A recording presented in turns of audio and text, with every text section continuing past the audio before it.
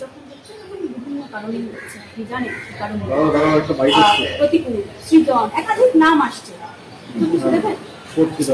কেউ তো আমার প্রশ্ন করেনি, আমি কি উত্তর দেবো বলে? আর খবর কেন এখন এগুলো নিয়ে হচ্ছে কিন্তু আপনারা ঠিক করেন কি নিয়ে খবর হবে। প্রতিকূল এর আগে বাংলা ভাষাও যাত্রায় কম করে 50টা সমাবেশ করেছে, অসাধারণ অনেক কথা বলেছে, কত সভা সমিতিতে, কত মিটিংয়ে মিছিলে মমতা ব্যানার্জির বিরুদ্ধে, বিজেপির বিরুদ্ধে হাজারটা কথা বলেছে, তার একটা নিয়েও কোনো খবর হয়নি। এখন যখন হঠাৎ করে সিপিআইএম নিয়ে কথা বলছে তখন খবর হচ্ছে। তো যারা খবর করছেন তারা ঠিক করবেন যে প্রতিকূলের কোন কথাটা খবর হবে আর কোন কথাটা খবর হবে না।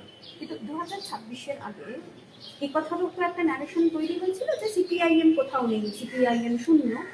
এটাও দেখা যাচ্ছে আবার সেই সিপিআইএম এর তরুণ প্রার্থীদের কাছে বিভিন্ন পলিটিক্যাল পার্টি তাদের কল আসছে।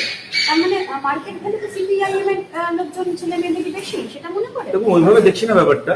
যারা কল করছেন তাদেরকে ধন্যবাদ, তবে এইটুকু তাদেরকে বলবো, আপনারা যখন বুঝতেই পারছেন যে সিপিআইএম এর এরা এরা এরা এরা এত যোগ্য, তখন তারা যখন আসবাদে কাল সিপিআইএম হয়ে ভোটে প্রার্থী হবে, আপনারা তাদেরকে যোগ্য মনেই করেছেন, এদেরকে তো দলে নিতে চেয়েছেন।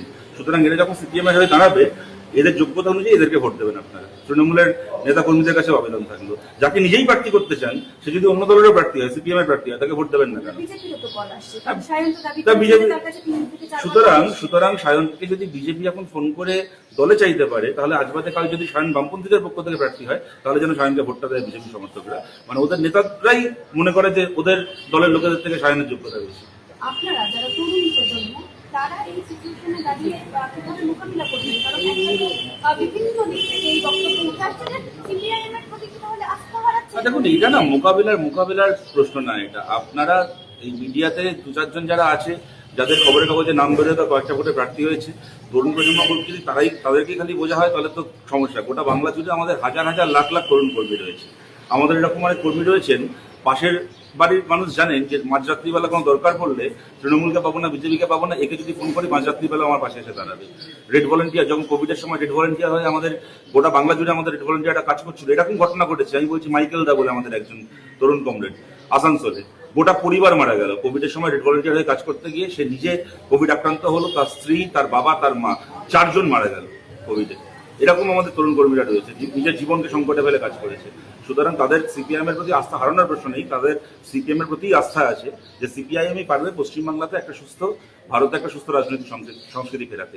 আর তার বাইরে দেখুন এই সমস্ত প্রলোভন এই কমরেড বিনয় কুমার একটা কথা বলতেন যে আমরা কমিউনিস্ট, আমাদেরকে যেরকম বাইরে এরকম অনেক কিছুর বিরুদ্ধে লড়তে হয়, আমাদের সাম্প্রদায়িকতার বিরুদ্ধে লড়তে হয়, পুঁজিবাদের বিরুদ্ধে, জমিদারতন্ত্রের বিরুদ্ধে লড়তে হয়, তেমন প্রত্যেকদিন নিজের মধ্যে লোভের বিরুদ্ধে, নিজের ব্যক্তিগত অ্যাম্বিশনের বিরুদ্ধে, হাজারটা প্রলোভনের বিরুদ্ধে লড়তে হয় আমাদেরকে।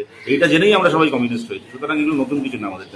মনে হচ্ছে যে সেই প্রলোভন, সেই হাজারটা প্রলোভন, সেই হাজারটা হাতছানি প্রতিকূল রহমান পারবেন সেগুলো করবো, ভরসা আছে, আশা করি পারবে।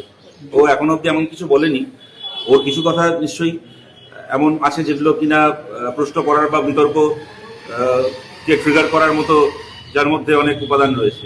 কিন্তু তার বাইরেও আমি এটা সবসময়, এর আগেও বলছিলাম, এখনো বলছি, প্রতিকূল গত 12-14 ওকে আমরা আজ থেকে চিনি না। গত 12-14-15 বছর ধরে ও যেভাবে পার্টির জন্য লড়াই করেছে, নিজের জীবনকে বিপন্ন করে লড়াই করেছে, সেটা আজকে মিথ্যে হয়ে যায় না। সুতরাং ওর ওপর সেই ভরসা আছে, নিশ্চয়ই পারবে। আমি কালকে তিনি বলেছেন যে কিছু পেয়ারের লোককে বাঁচানোর চেষ্টা হচ্ছে, আলিমুদ্দিনের গোপনীয়তা নেই, গোপনীয়তার অভাব বোধ করছি। রাজ্য কমিটির গ্রুপে পাঠানো পোস্ট করা চিঠি, সেই চিঠি কি করে বাইরে চলে আসতে পারে? এটা তো আমাদের কাছেও একটা প্রশ্ন, এবং আগামী দিনে ঘটনা কোন দিকে যায় আমার মনে হয় সেটা ইন্ডিকেট করে দেবে কিভাবে বাইরে গেল। সবাই পেয়ারের লোক, প্রতিকূল সবচেয়ে বেশি পেয়ারের লোক। প্রতিকূলকে সবাই ভালোবাসে, যে কারণে প্রতিকূলকে অত অল্প বয়সে বিধানসভায় প্রার্থী করা, লোকসভায় প্রার্থী করা। আমার 3 বছর আগে প্রতিকূল রাজ্য কমিটি মেম্বার হয়েছে। ও বয়সে আমি একটা সময় এসএফআইতেও নেতা ছিলাম, কিন্তু সেই অর্থ দেখতে গেলে পার্টিতে ও আমার আগে আমার নেতৃত্বের জায়গায় এসছে। ওকে সবাই ভালোবাসে বলেই তো, এবং নিজের যোগ্যতাতেই ভালোবাসে। আমি দেখলাম গতকাল একটা ইন্টারভিউতে প্রতিকূল বলেছে যে পার্টির জন্য আমি আইডলে খুন হয়ে যাচ্ছিলাম। একদম সঠিক কথা। আমাদের এখনো মনে আছে ওকে মরে যেতে পারে এমন অবস্থায় ফেলে রেখে গেছিল। আমরা সেই মাঝরাত্রিবেলা খবর পেয়ে আমরা ছুটে গেলাম কলকাতায়, ওকে আনা হলো আরেন্ডেগড় হাসপাতালে। একদম সত্যি কথা, প্রতিকূল এটা মনে রেখেছে, এটা সবাই মনে রেখেছে।